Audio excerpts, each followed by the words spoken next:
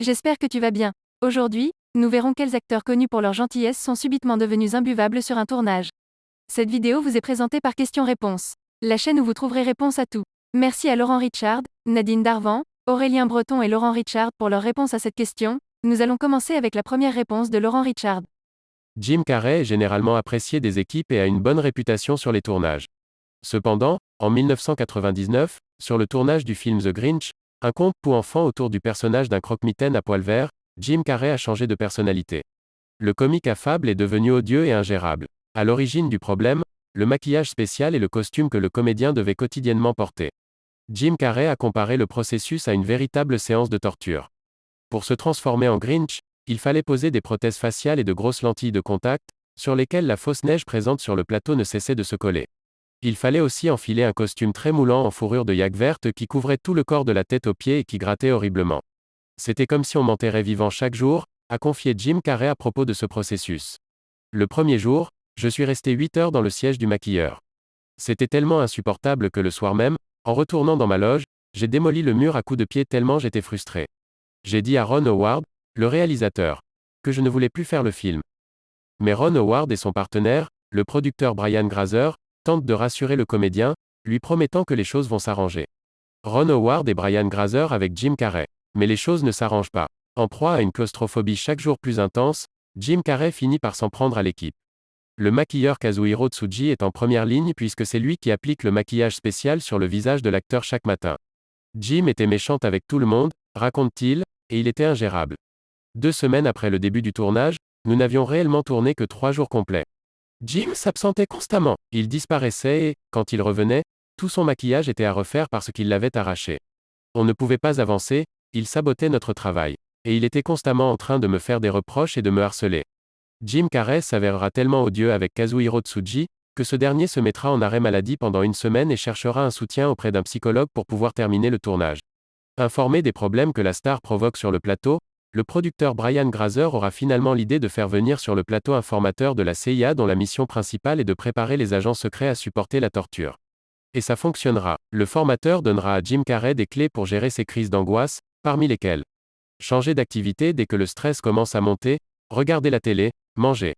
Demander à un ami de venir vous mettre une petite claque. Se donner un grand coup de poing dans la jambe.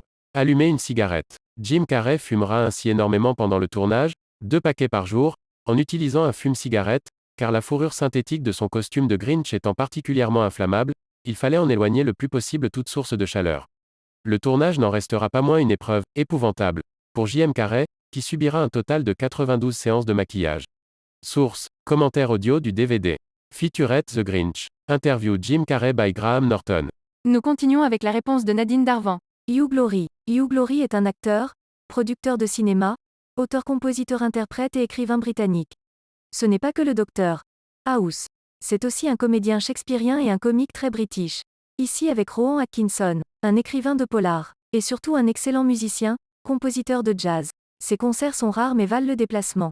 C'est pour cela que je le préfère. Quelle soirée! La réponse suivante est de Aurélien Breton. Je n'ai jamais vraiment entendu quelqu'un dire du mal d'Arnold Schwarzenegger en tant que personne. Malgré sa rudesse à l'écran, c'est un ours en peluche géant dans la vraie vie. Un homme parfait? Loin de là, mais il est extrêmement gentil dans ses relations avec les gens, qu'il s'agisse de ses partenaires de tournage, des réalisateurs ou des petites personnes sur le plateau. C'est un homme qui se soucie profondément de la nature et des animaux, des pauvres, des personnes ayant des besoins particuliers.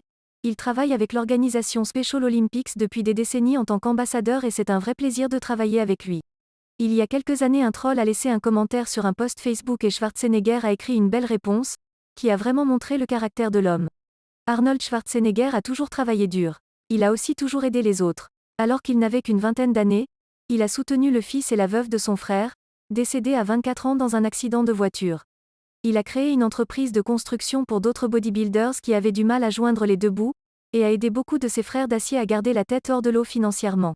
Oui, c'est aussi un homme imparfait. Il a eu des problèmes, un scandale ici et là. Mais dans l'ensemble, si je devais peser le bon et le mauvais chez un homme, je dirais qu'Arnold Schwarzenegger est aussi bon que les gens le pensent. Nous continuons avec la réponse de Laurent Richard. Bryan Cranston a failli ne pas décrocher le rôle de Walter White dans la série Breaking Bad à cause de son rôle comique dans la sitcom Malcolm.